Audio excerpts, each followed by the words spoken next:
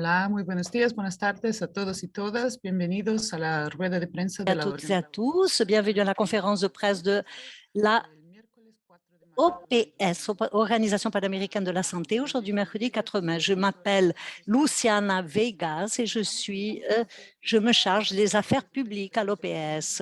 Nous avons l'interprétation simultanée vers le portugais, l'anglais et le français. Vous pouvez également poser vos questions en cliquant sur le bouton Q&A. N'oubliez pas d'indiquer votre nom et votre média dans vos questions. Il faut vous identifier. Aujourd'hui, la directrice de l'OPS, le Dr Carissa Etienne, vous mettra à jour sur l'extension du COVID-19 dans la région et vous parlera de la situation des soignants, du personnel soignant dans la région. Avec le Dr Etienne, nous aurons la présence du Dr Jarbas Barbosa, directeur adjoint de l'OPS, le Dr Ciro Ugarte, directeur des urgences sanitaires à l'OPS, et le Dr Enrique Pérez, actuel coordinateur des incidents pour le COVID-19.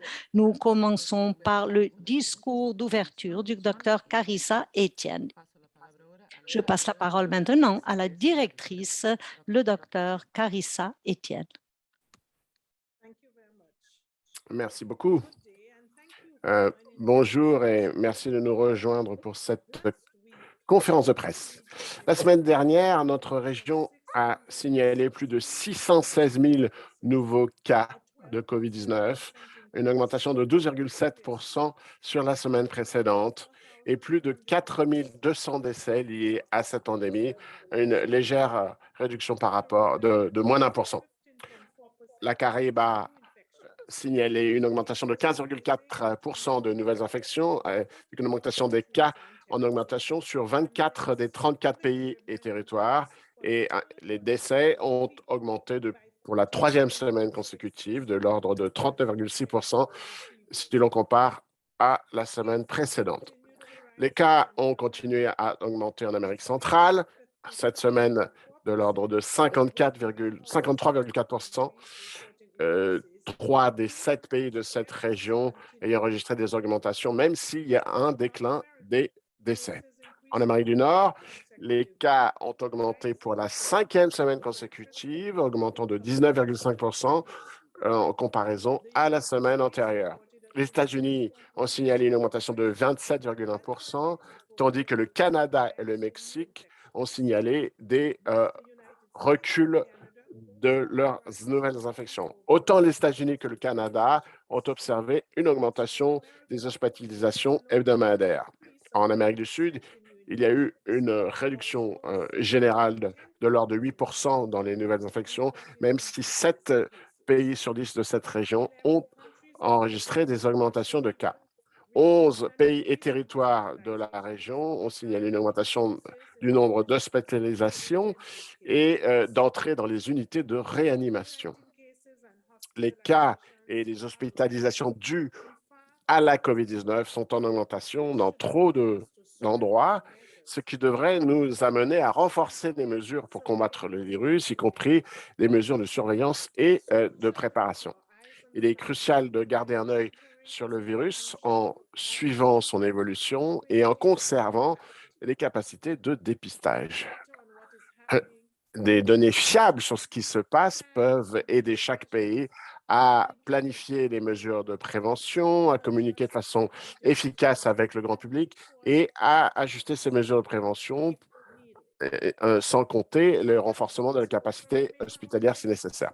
Les vaccins continuent à être toujours notre meilleure ressource pour sauver des vies, surtout quand on est en période d'augmentation des cas. Des données issues de l'Agence de santé publique canadienne montrent qu'au cours du mois de mars, les jeunes et les adultes non vaccinés ont été 3 fois plus susceptibles d'être hospitalisés à cause de la COVID-19 que des personnes ayant un schéma vaccinal complet. Le risque est encore plus élevé pour les non vaccinés de plus de 60 ans. Nous devons donc atteindre ceux qui ne sont toujours pas vaccinés en leur administrant une série de vaccins et en leur garantir l'accès aux doses de rappel, surtout pour ceux qui sont les plus vulnérables. Depuis que des vaccins contre la COVID ont été mis à disposition, nous avons fourni 1,8 milliard de doses contre la COVID-19 sur le continent américain.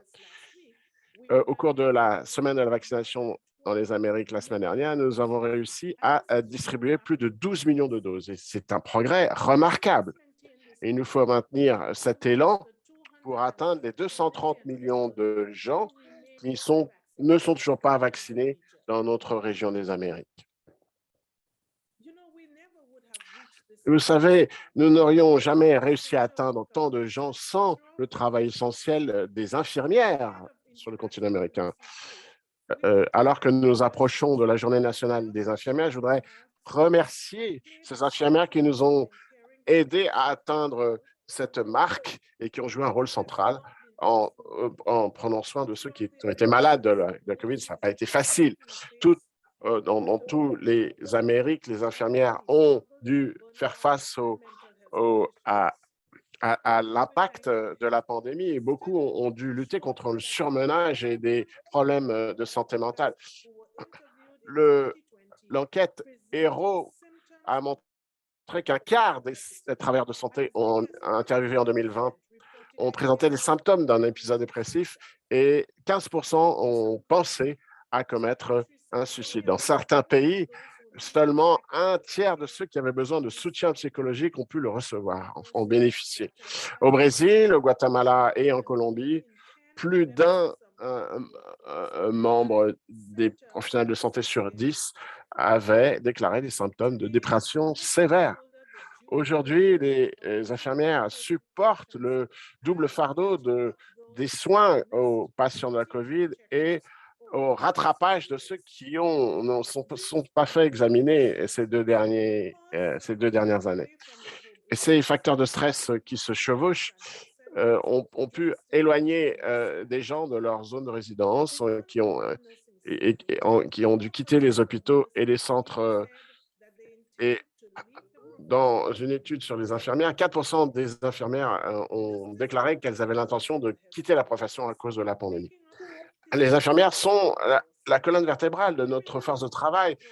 Et elles représentent 56% de notre effectif. Nous comptons sur elles pour les soins primaires, le soutien à la santé psychologique et pour protéger le bien-être des individus, des communautés et des familles. Et quand les infirmières ont des difficultés à faire leur travail, c'est tout le système de santé qui souffre. Donc, c'est la raison pour laquelle il nous faut doubler nos investissements pour renforcer cette force de travail des infirmières pour qu'elles puissent continuer à s'occuper de nous. Pour faire face à nos besoins, l'OPS estime que la région des Amériques aura besoin de 1,8 million infirmières de plus à l'horizon 2030. Les États-Unis devront engager 1,2 million infirmières, tandis que le Canada devra en engager 60 000 à l'horizon 2025. Pour réaliser cette croissance et réussir à retenir les infirmières qui sont en fonction, les pays doivent développer des politiques claires pour ce faire. Les pays peuvent améliorer leur gouvernance en créant plus de places pour de direction pour les infirmières et d'élever la rémunération le nombre d'infirmières et de sages-femmes. La Jamaïque travaille sur une nouvelle stratégie pour les infirmières et pour les sages-femmes pour mieux régler la force de travail et planifier le futur du pays. Le Brésil veut augmenter le salaire minimum des infirmières et garantir qu'elles sont rétribuées pour leur travail essentiel. Il faut également traiter les infirmières avec le respect et la dignité qu'elles méritent pour leur santé mentale. Dans une étude réalisée dans la Caraïbe, l'OPS a trouvé que 45% des infirmières ont quitté leur job pour trouver une place un peu plus avec des conditions de travail meilleures. Les pays, individuellement en partenariat avec l'OPS, font des efforts pour essayer de remédier à ce problème.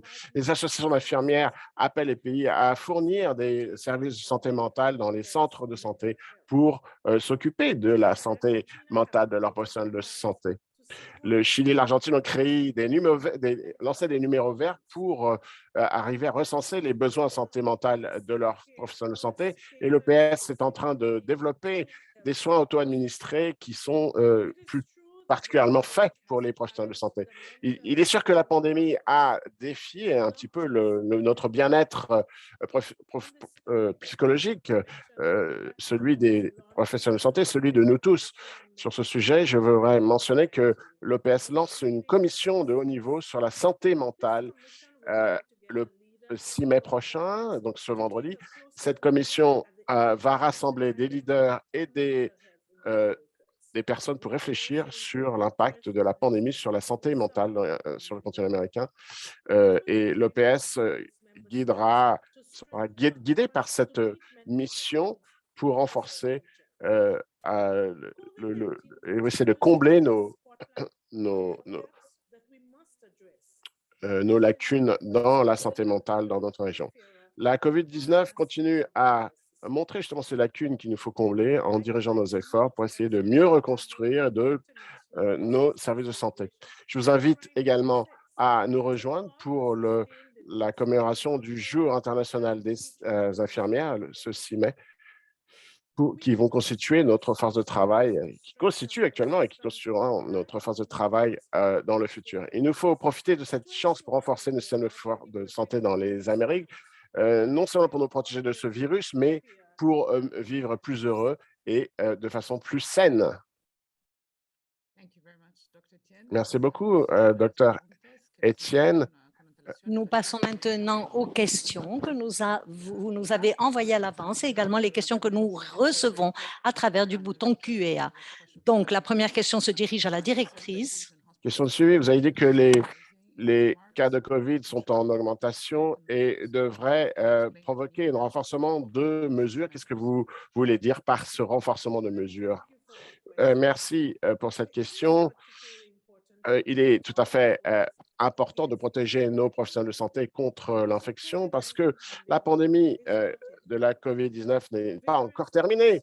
Des variants préoccupants circulent encore et nous allons peut-être constater une résurgence des cas et des décès à tout moment. C'est possible. Chaque pays doit donc être préparé à répondre en prenant des mesures de santé sociale très rapidement en cas d'augmentation des cas et des hospitalisations. Pour les infirmières, les médecins et les autres professionnels de santé qui ont été très touchés par la pandémie, il nous faut faire tout ce qui est à notre portée pour garantir qu'ils sont protégés. Et cela signifie de mettre à la disposition de ces professionnels de santé les meilleurs masques possibles et d'autres équipements de protection personnelle. Cela signifie garantir que nos centres de santé sont bien ventilés et que la filtration de l'air est adéquate et qu'il y a l'eau qu'il faut pour l'hygiène des mains.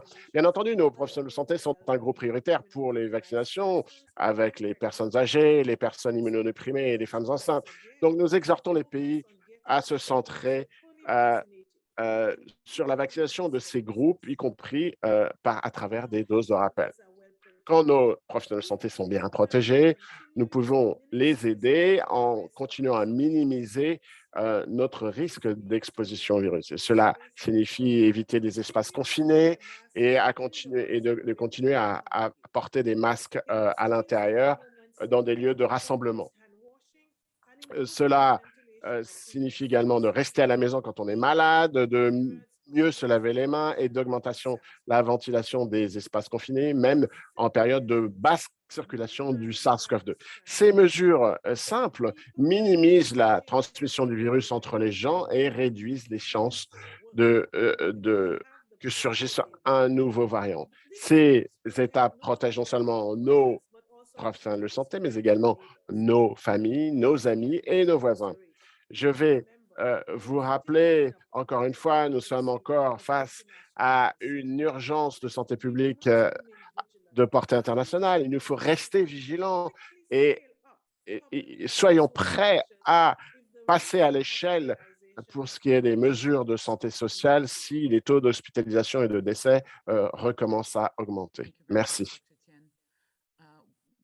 Pasamos a las preguntas. Nous passons maintenant aux questions que vous nous avez envoyées à l'avance. Nous avons une Donc, première question en des questions en anglais anglais de du Mitch Taj.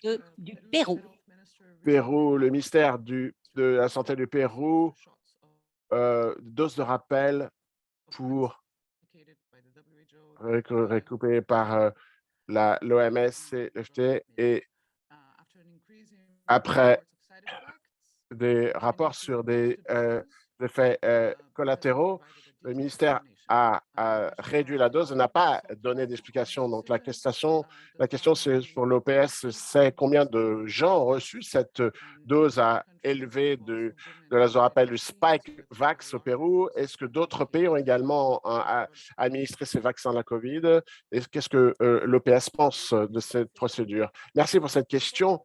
Il est important de reconnaître que le vaccin contre la COVID n'a pas été administré à des milliards de gens dans le monde. Donc, bien entendu, des erreurs, si, a été administré à des milliards de gens dans le monde, donc des erreurs peuvent avoir lieu.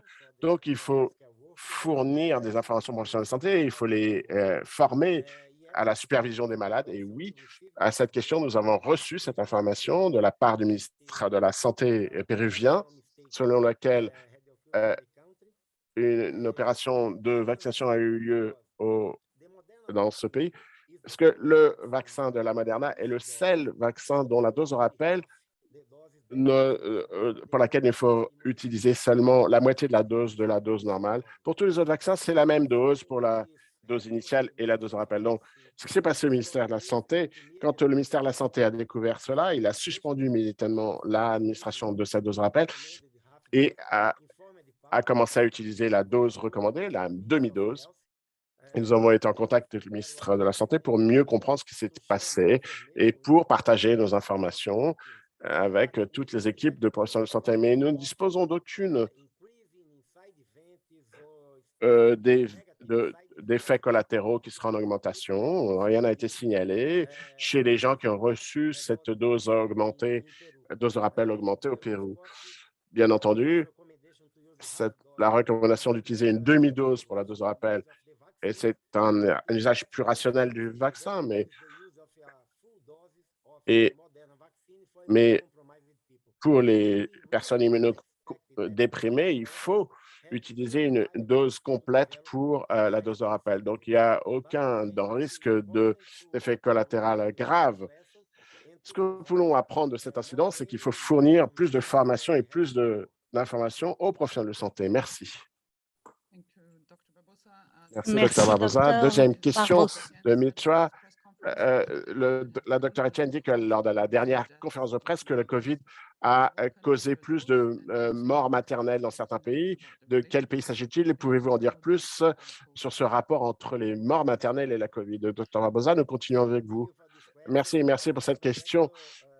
Comme la directrice l'a présenté lors de notre dernière conférence de presse, nous travaillons maintenant avec les données fournies par les pays sur l'année 2021. Nous avons reçu toutes les informations du Pérou, de la Colombie, du Brésil, confirment que la COVID-19 a été une des plus grandes causes de mort maternelle en 2021. Nous n'attendons pas d'observer des différences par rapport aux autres pays d'Amérique latine et de la Caraïbe. Je pense que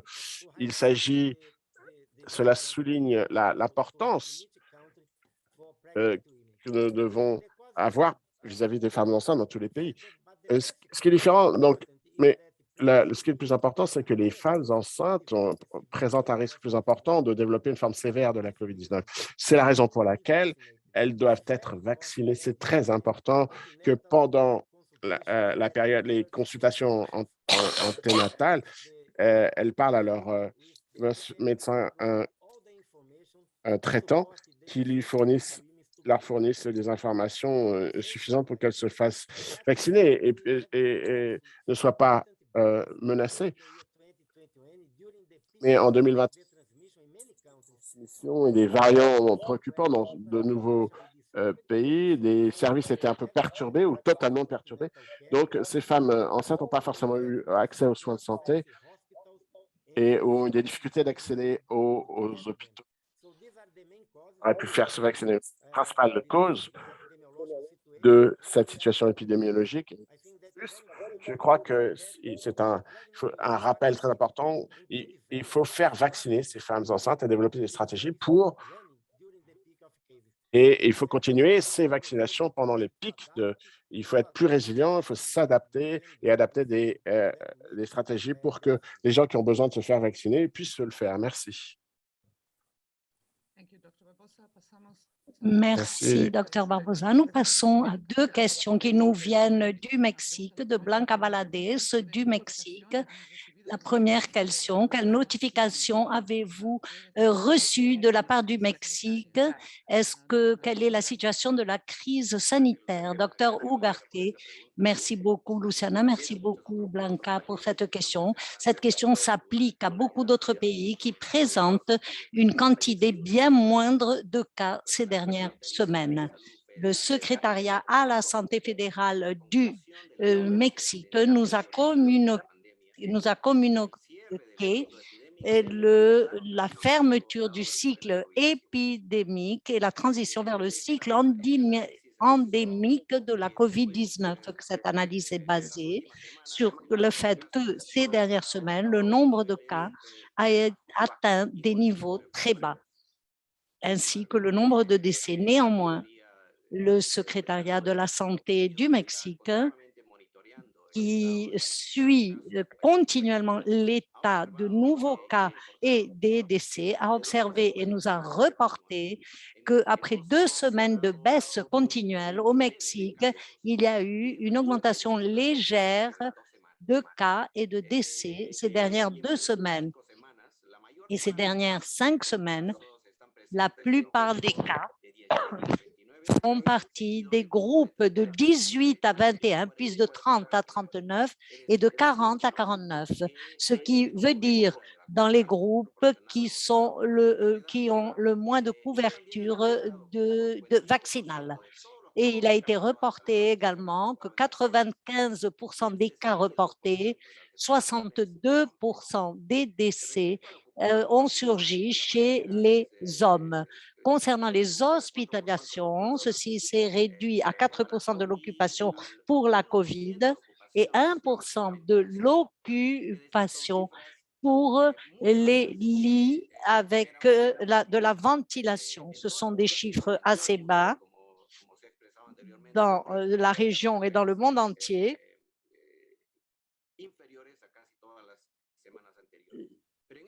Ceci a baissé. Mais dans ce contexte, à cause du fait que nous avons déjà pu observer ces conditions, nous considérons que nous sommes dans une période interpandémique. Il ne faut pas relâcher les mesures de santé publique parce que nous avons pu voir que dans beaucoup de pays dans le monde, il y a un ressurgissement de nouveaux variants de préoccupants et de soulignage qui se produisent parce qu'il y a une augmentation, la population se relâche, se relaxe et le contact physique fait en sorte que le virus puisse être transmis. Par conséquent, des niveaux qui sont très bas, si nous donnons l'occasion au virus qui se transmet, comme par exemple lors des fêtes de Pâques, le virus ne va pas perdre cette occasion et lorsque le virus se transmet d'une personne à l'autre, il y a plus de probabilité pour que le virus subisse une mutation. Ainsi, peut surgir un variant qui cause une situation de santé ou un cas clinique plus grave. Et nous ne souhaitons pas qu'il y ait cette nouvelle poussée de cas. Par conséquent, l'on recommande à la population de garantir l'accès au vaccin. Vaccinez-vous. Prenez la dose de renfort et vérifiez quelle est la situation de santé de vous et de votre environnement. Bien évidemment, les tests sont en train de diminuer dans le monde entier. Par conséquent, il est probable que cette situation se prolonge. Nous espérons tous que l'on se dirige vers la fin, que cela se diminue et que les pays puissent déclarer finalement la fin de la situation d'urgence, comme nous l'avons dit, l'évaluation de toutes les situations pandémiques est une évaluation qui se fait à un niveau mondial et c'est l'OMS qui l'a fait. Et d'un autre côté, la déclaration de l'urgence en santé publique se base sur une déclaration du directeur général de l'OMS en suivant les recommandations du comité d'urgence des règlements sanitaires internationaux. Ainsi, nous continuons à un niveau mondial, nous continuons à être dans une urgence sanitaire mondiale et nous devons ajuster toutes les mesures lorsque cela est possible pour que les chiffres continuent à baisser. Merci beaucoup. Blanca nous demande aussi quelles sont les dates et les lots avec les quantités de vaccins qui ont été envoyés au Mexique. Il y avait des lots de vaccins dont la date de péremption était très proche du mois d'avril. C'est pourquoi une opération accélérée a été mise en place et d'autres plus proches du mois de mai. Docteur Barbosa, merci pour cette question. Blanca Valadez, du 1er au 4 mars, le Mexique a reçu un peu plus de 18 millions d'AstraZeneca grâce aux fonds renouvelables et au mécanisme COVAX. Les autorités, en coordination avec le producteur et l'autorité de réglementation du Mexique, ont été en contact pour voir quelle était la date de péremption de chaque lot de vaccins pendant le mois de mars. On a utilisé ces vaccins pour un effort de vaccination chez les personnes qui devaient compléter leur schéma vaccinal et qui avaient besoin de la première dose de renfort, ce qui a permis l'application en avril de plus de 12 millions de vaccins. Le secrétariat de la santé du Mexique analyse la situation des vaccins pour les mois prochains, de mai et juin, concernant la date de péremption. Il est important de noter que le Mexique a une entité de réglementation pour pouvoir étendre l'utilisation comme le font les autorités réglementaires de tous les pays si cela est nécessaire. Nous passons maintenant à la question de Ana Lucia Ola de la Prensa Libre du Guatemala qui nous demande au Guatemala, environ 35% de la population a reçu le calendrier complet de vaccination contre le COVID-19, 2 doses et les enfants n'ont pas encore été vaccinés. Quel pourrait être le risque d'une nouvelle augmentation des cas positifs avec l'apparition de nouveaux variants du virus compte tenu du fait que dans le pays, l'utilisation de masques a été laissée à la discrétion de la population et que la réglementation de la capacité dans tous les espaces a été éliminée. Était-il prudent d'adopter ces mesures alors que nous sommes si loin d'atteindre 70% de la population vaccinée comme le suggère l'OMS? Merci beaucoup, Ana Lucia. Le Guatemala a réalisé des efforts importants pour avancer dans le processus vaccinal. Et effectivement, nous sommes encore loin d'avoir atteint les 70% au Guatemala. On a incorporé les enfants de plus de 6 ans au plan national vaccinal. Et concernant les décisions que les pays prennent, dans le cas du Guatemala, le Guatemala a considéré que le risque pour mettre en œuvre ou éliminer les gestes également, il fallait observer le risque de transmission communautaire et ainsi, il y a une moyenne de 662 cas tous les jours au Guatemala, mais la positivité moyenne de ces tests représente 8% et le pourcentage d'occupation hospitalière tourne autour des 10%.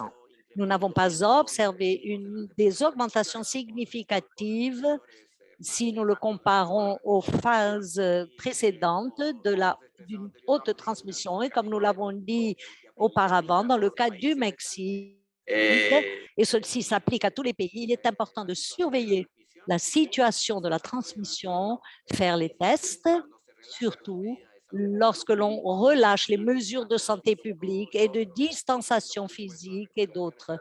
y compris l'utilisation correcte du masque comme la ventilation suffisante, mais vérifier surtout quelle est la capacité du pays et prendre des décisions adéquates en conservant la vigilance et la surveillance active sur les cas suspicieux et prendre la décision de la quarantaine pour les cas positifs. Et ainsi, nous pourrons avancer ensemble dans ce processus. Le Guatemala, comme d'autres pays d'Amérique centrale, sont attentifs à la situation mondiale et nous allons voir comment ces décisions pourront s'ajuster en fonction de la situation communautaire du COVID-19. Merci, docteur Ugarte. La deuxième question de Ana Lucia nous dit, d'autre part, si l'on peut parler de COVID longue chez les enfants, quelles sont les images que l'on observe chez les nourrissons? Docteur Enrique Pérez, s'il vous plaît. Merci beaucoup, Ana Lucia, pour cette question. Alors, les symptômes persistants chez les adultes à partir de l'apparition de la COVID et les symptômes post-COVID sont de plus en plus présents dans la littérature, mais il nous manque encore plus de données et d'informations sur les enfants. Nous pourrions dire que chez la population pédiatrique, on a détenu deux symptômes, le symptôme inflammatoire chez les enfants et les symptômes post-COVID, beaucoup moins définis à cause de l'absence d'un accord sur le type et la durée des symptômes qui puissent justifier ce diagnostic. Par conséquent, l'importance du post-COVID chez les enfants est encore incertaine. Nous savons qu'avec l'apparition de variants Omicron, qui semblerait être plus infectieuse que les autres, a mené une proportion bien plus importante des enfants qui s'infectent par le virus. Bien que le post-COVID ne peut toucher qu'une proportion moindre chez les enfants, le chiffre continue à être élevé. Et de la même manière, chez les adultes, les enfants asymptomatiques ou légèrement infectés peuvent développer des symptômes postérieurs à la COVID. Les symptômes sont toujours les mêmes, comme par exemple la fatigue, une détérioration cognitive, douleur d'articulation, anxiété et dépression.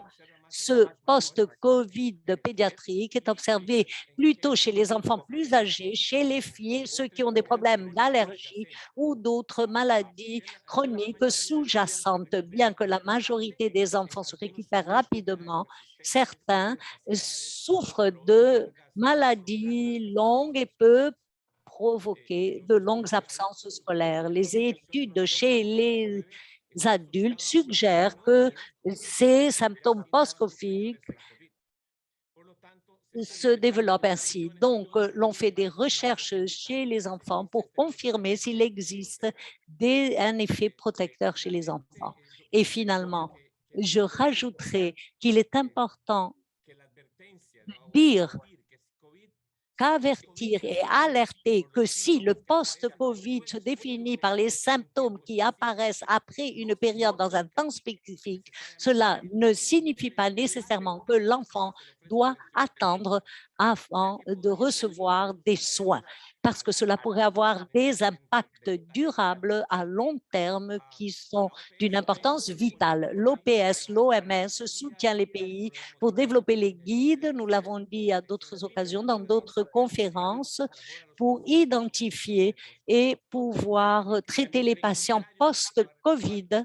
Et il est important également de confirmer le lien entre l'infection par le virus de SARS-CoV-2 et définir les manifestations cliniques qui pourraient se définir dans ce syndrome. Merci beaucoup. Et définir quels sont les traitements à suivre. Nous passons maintenant à une question qui nous vient du Nicaragua. Gabriela Solorzano de Noticias 2 et de Nicaragua. Au Nicaragua, une campagne nationale de vaccination est menée contre 17 maladies, dont la COVID-19. Selon les recommandations de l'OPS, ces maladies doivent être appliquées séparément quelles sont les directives dont les pays doivent tenir compte. Docteur Barbosa, s'il vous plaît. Merci pour cette question. Tout d'abord, pour vous rappeler que la semaine dernière, l'OPS a déclaré la semaine de vaccination des Amériques, un appel au pays pour qu'ils puissent développer des stratégies pour récupérer les enfants et les personnes qui doivent se vacciner auraient dû se vacciner pendant la période de la pandémie. Ceci a été fait dans le cadre de cette semaine, une journée de vaccination ayant pour objectif pour atteindre la population qui n'a pas accès à ces services de vaccination comme des zones isolées dans les pays. Le ministère de la Santé du Nicaragua et tous les ministères de la Santé des Amériques reçoivent à travers l'OPS les recommandations pour l'utilisation des vaccins contre le COVID-19 avec d'autres vaccins. La plupart des vaccins, il faut attendre 14 jours et tous les pays le savent et le mettent en œuvre. Il y a également des recommandations que pour les vaccins contre la COVID-19 peuvent être utilisés au même moment que le vaccin contre l'influenza. Ce sont des initiatives importantes pour que l'on puisse récupérer les personnes qui ne se sont pas vaccinées et continuer, comme le Nicaragua et d'autres pays, suivent les recommandations d'utilisation pour chacun des vaccins. Merci beaucoup. Merci, Dr Barbosa. L'autre question de Gabriela, en ce qui concerne les nouvelles variantes XD et XE, l'OPS est conscient de les avoir identifiées dans la région d'Amérique centrale.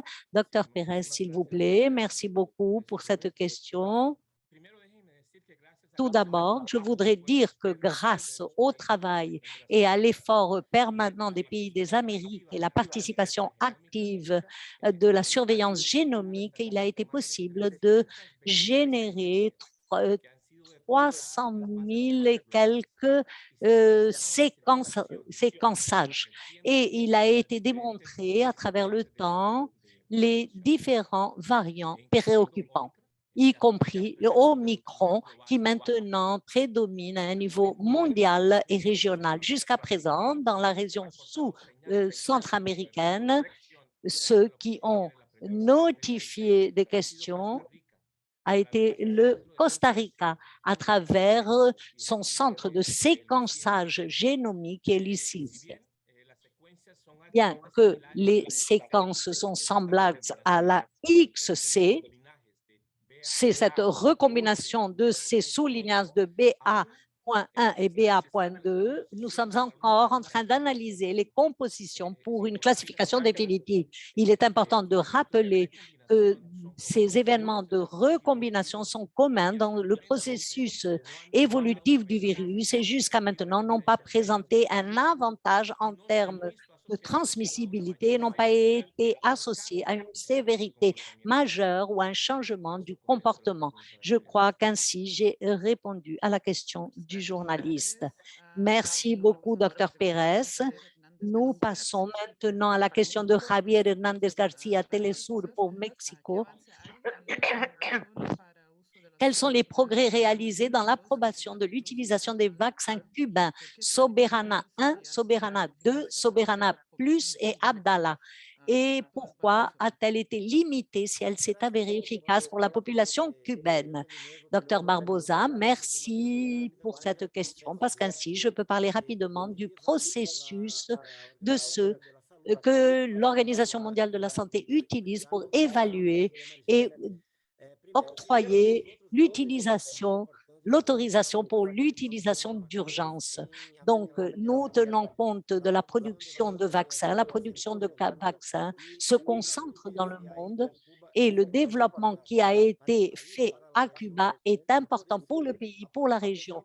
Et c'est pour cela que nous soutenons le dialogue entre le Cuba et l'équipe de préqualification de l'OMS pour pouvoir au sujet des tests réalisés et recevoir également l'autorisation d'utilisation d'urgence. Et ceci est important pour octroyer l'utilisation d'urgence. Il y a un comité d'experts internes, des personnes vraiment qui font partie des autorités de réglementation les plus importantes du monde et ils élaborent un dossier qui fournit toutes les données sur la qualité de fabrication du vaccin, sur les essais cliniques qui ont été réalisés, essais cliniques 1, 2, 3, pour garantir que le vaccin est sûr et efficace. Pour le vaccin Abdallah, par exemple, le 30 avril, il y a eu la première réunion officielle. Maintenant, Genève est en train de former cette commission qui va travailler pour la révision du dossier. Donc, le processus continue et il s'agit d'un processus que nous espérons être conclu parce que tous les vaccins qui ont l'autorisation de l'utilisation d'urgence peuvent faire partie du fonds renouvelable. Notre intérêt, c'est que tous les vaccins se soumettent à ce processus de révision scientifique. Ce n'est pas un processus bureaucratique. Quelqu'un fait la demande et quelqu'un approuve. Non, c'est un processus de révision scientifique qui est le même pour tous les vaccins qui doivent suivre toutes ces étapes. Merci beaucoup, Dr Barbosa. Nous passons à un autre sujet maintenant sur l'hépatite aiguë grave chez les enfants. L'OMS a émis plusieurs opinions sur ce sujet. Nous avons beaucoup de questions à ce sujet des journalistes.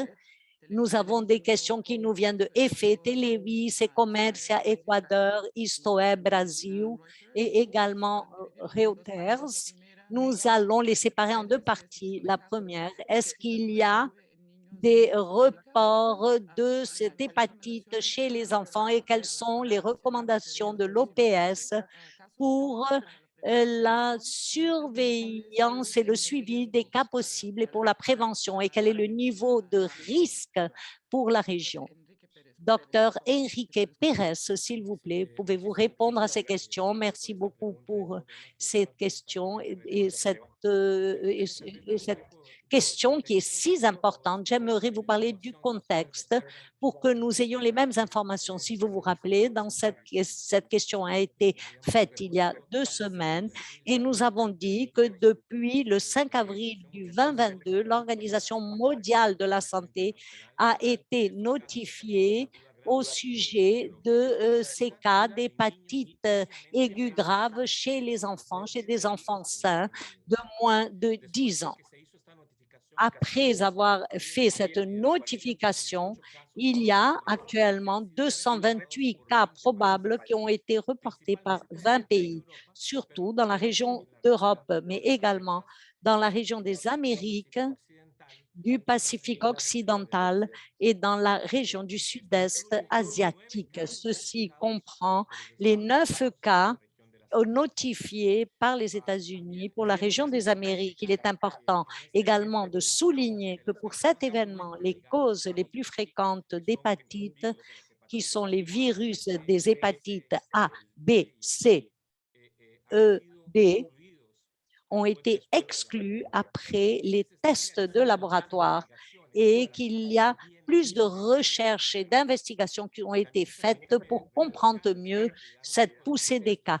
J'aimerais également, si vous rappelez que les cas identifiés, il s'agit d'une hospitalisation hépatique grave où on voit des enzymes hépatiques qui se précèdent de symptômes gastro-intestinaux, douleurs abdominales, diarrhée, vomissements et surtout chez les enfants jusqu'à 10 ans. Ils n'ont pas été identifiés d'autres facteurs de risque épidémiologique jusqu'à maintenant.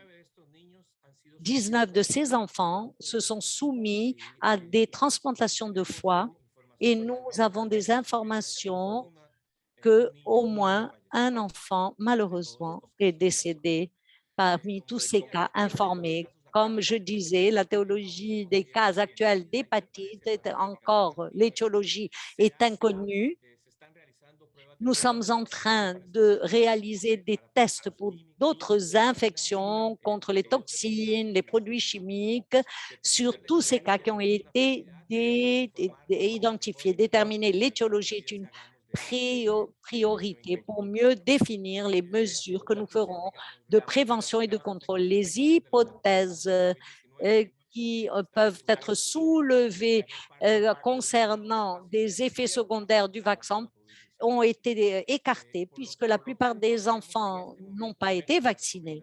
Donc, la recommandation de l'OPS pour les pays jusqu'à maintenant est s'informer et suivre les cas. L'Organisation panaméricaine de la santé est en train de fournir du soutien technique aux pays de la région pour diffuser les informations d'une manière opportune pendant ces investigations. Nous avons déjà publié une note d'information qui se trouve déjà sur notre site web, ainsi que des questions fréquentes au sujet de cette question. Et nous sommes en lien étroit avec les pays qui nous ont demandé de l'aide, comme par exemple le Costa Rica. Il y a une alerte et une équipe institutionnelle a été formée dans ce pays pour suivre le comportement de ceux-ci. Nous allons joindre nos efforts avec d'autres pays de la région pour pouvoir soutenir les recherches. Je pense avoir répondu aux questions que nous a posées le journaliste. Merci, Dr. Pérez. Tu as parlé du lien entre l'hépatite et le vaccin COVID, mais nous avons d'autres questions qui se rapportent à ceci, entre le lien entre ces cas d'hépatite et le vaccin COVID-19 ou la maladie. Donc, peut-être vous pourriez éclaircir un petit peu cette question qui nous vient de Martin Vargas, qui nous demande, existe-t-il un lien entre ces cas d'hépatite et le vaccin COVID-19 ou la maladie? Et la deuxième question, sur la pandémie, de Claudia Luna Palencia, de la revista Vertigo en Espagne, nous demande à quel point le fait de prendre soin de soi par des mesures d'hygiène strictes, de porter des masques, de ne pas mêler aux foules et de rester chez soi pendant une longue période peut provoquer une résistance naturelle à d'autres virus, bactéries et agents pathogènes et les rendre plus résistants et plus nuisibles pour l'homme. Merci beaucoup. En réalité, dans les recherches que nous sommes en train de faire, l'on travaille sur la possibilité de voir s'il y a eu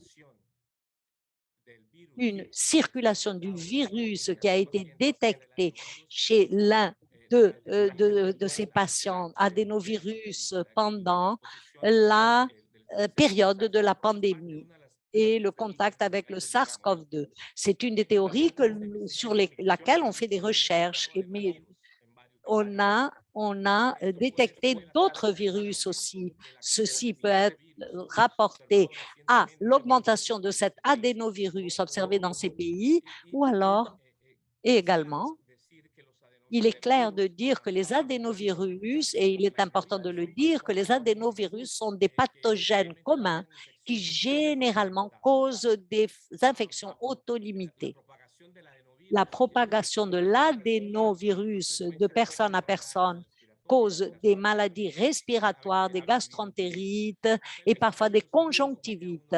Le rôle de ce virus dans la pathogénie 1 est clair et n'explique pas la gravité. C'est pour cela que nous disons que nous nous trouvons dans un moment de recherche, de faire des recherches sur cet événement.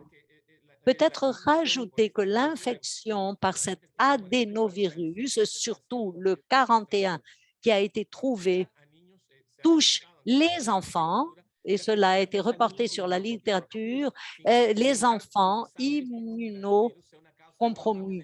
Mais ce qui se passe, c'est, je dirais, que concernant cette dernière partie de la question sur les soins personnels, je crois qu'il est bon d'éclaircir que les pathogènes comme les virus et certaines bactéries, bien évidemment, ont besoin de l'être humain pour exister.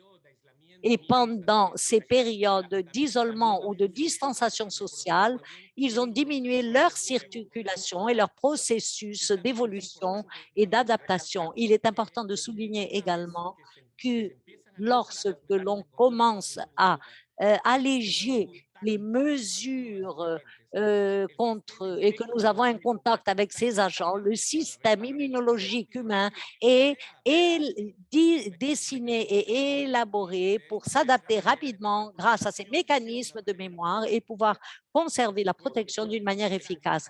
Bien évidemment, il serait nécessaire de conserver les schémas de vaccination régulière pour les maladies immunodéprimées.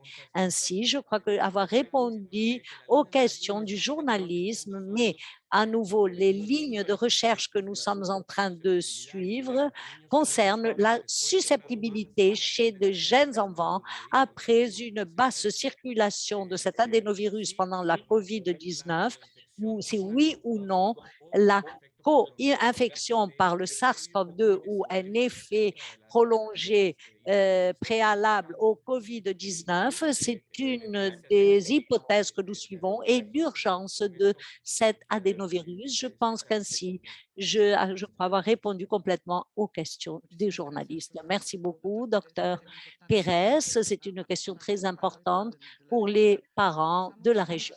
Nous allons passer maintenant avec une question que nous avons reçue de Blanca Valadez du Mexique. Une alerte a été lancée dans les exploitations agricoles mexicaines au sujet de possibles cas d'accidents d'influenza aviaire hautement pathogène IAHP AH7N3 à Coahuila. Que savez-vous de cette situation et est-elle inquiétante? Merci beaucoup, Luciana et Blanca, pour cette question.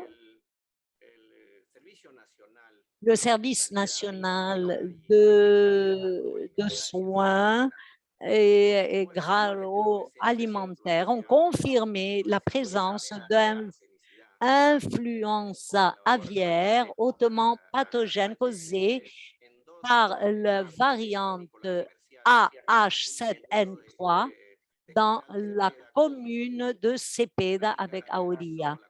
Ainsi, la quarantaine dans le poulailler a été et a certifié 70 000 chez 70 000 poulets. Ce n'est pas une souche qui est nouvelle. Deux travailleurs ont eu des symptômes respiratoires aigus, des travailleurs qui se trouvaient dans cette zone où a été rapportée l'influenza aviaire. Et les résultats de laboratoire ont montré la présence du virus. Par conséquent, les services de santé de Coahuila disent qu'il y a une coordination très étroite entre Senacica, les services de santé de l'État et le secrétariat de la santé fédérale, ainsi qu'avec l'Institut national du diagnostic. J'aimerais profiter de cette occasion pour montrer l'importance, souligner l'importance d'être alerte à toutes les poussées, non seulement d'infections respiratoires aiguës, mais de nouveaux événements qui peuvent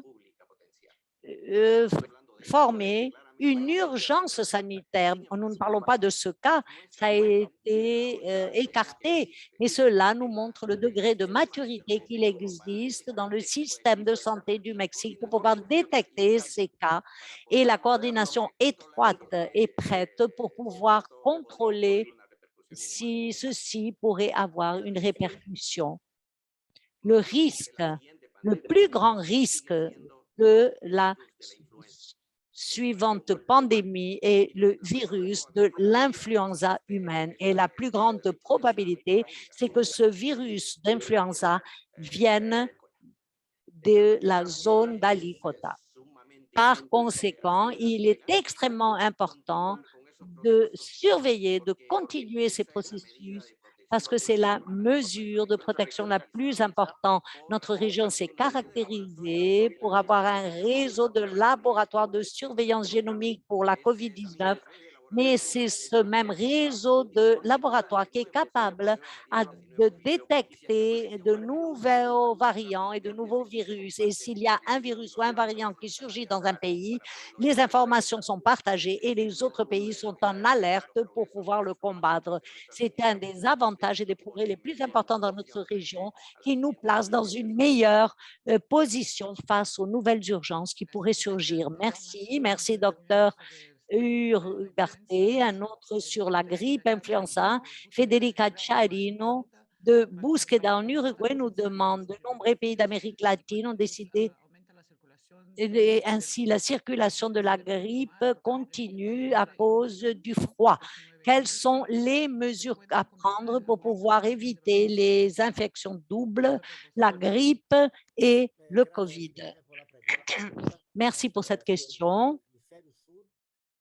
Dans l'hémisphère sud, c'est là où la transmission la plus importante de ce virus est entre les mois de juin. À partir du mois de juin, il est important d'attirer l'attention sur l'importance de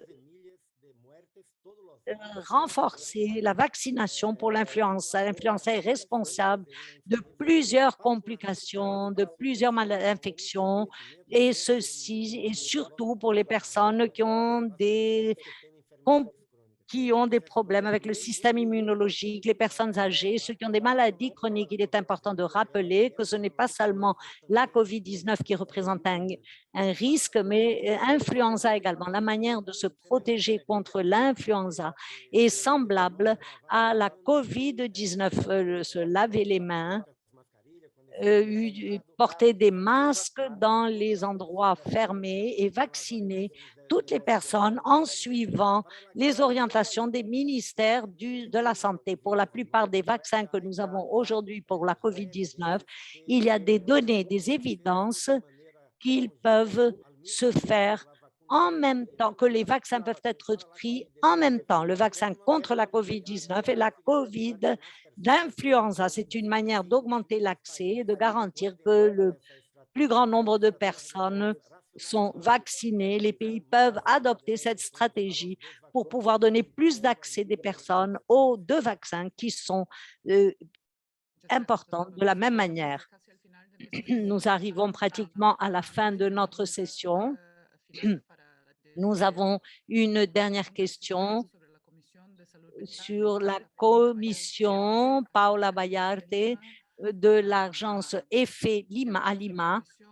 Nous parlons d'une commission pour aborder la question de la santé mentale de la pandémie et s'il y a quelque chose sur cette commission, plus de la question finale pour vous. Étienne, plus de détails si vous avez des conclusions sur la santé publique, sur la santé mentale, par rapport à vos déclarations sur le lancement de cette commission de la santé mentale cette semaine. Merci beaucoup, Paola, pour cette question. Vu que la pandémie de la COVID-19 continue à dévaster notre région, avec des taux disproportionnés de maladies et de décès, ce que nous avons observé, c'est une pandémie concomitante en santé mentale et qui a beaucoup touché notre région. Donc, des plus forts impacts sur la santé mentale avec des rapports sur de dépression et d'anxiété ont été notés dans plusieurs pays de notre région. Les symptômes mentaux et neurologiques associés avec la post-COVID-19 se transforment en un défi qui augmente. Les troubles continuent dans les services de santé publique et neurologique et pour ceux qui sont dépendants d'addiction sont un autre problème pour notre pays.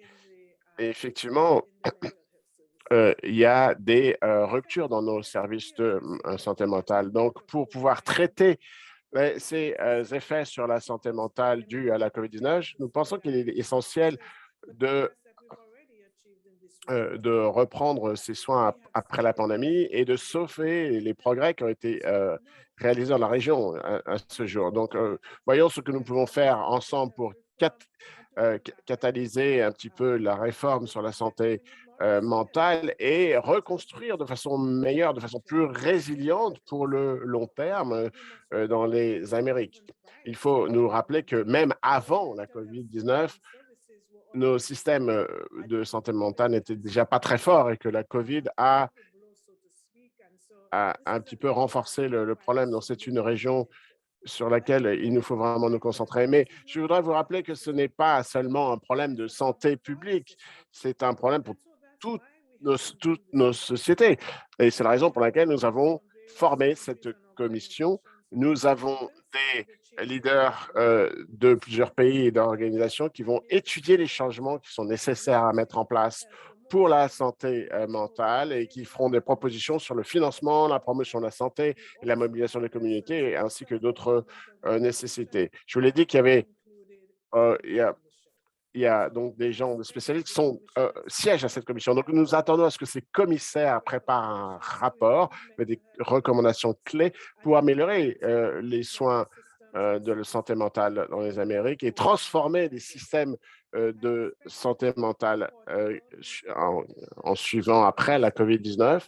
Nous espérons que ce rapport sera remis cette année et au dernier trimestre et nous publierons bien sûr ce rapport et nous le porterons à la connaissance de nos pays membres en septembre pour essayer de faire avancer un certain nombre de recommandations que nos pays membres pourraient accepter et nous pourrions aboutir à une résolution qui pourrait conduire à ce renforcement des services de santé mentale et pour qu'on ait un système transformé et résilient. Merci de nouveau pour votre participation.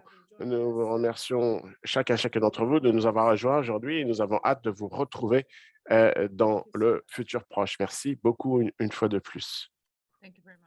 Merci beaucoup, Madame la directrice, pour ces mots de conclusion sur cette initiative opportune et importante. Nous arrivons, chers collègues, à la fin de notre session d'aujourd'hui. Nous avons abordé plusieurs questions aujourd'hui et nous sommes attentifs à toutes les questions que vous pouvez nous poser. Vous pouvez trouver des informations sur notre site web et bien évidemment, vous pouvez nous envoyer vos mails à mediateam@paho.org et nous allons répondre dans la mesure du possible. Sur notre site web, nous avons beaucoup de ressources et nous verrons à la prochaine fois dans 2 semaines, mais restez attentifs aux informations que nous vous envoyons par courriel. Nous vous souhaitons une bonne semaine ou 2 bonnes semaines jusqu'à la prochaine fois que nous allons nous voir. Merci beaucoup.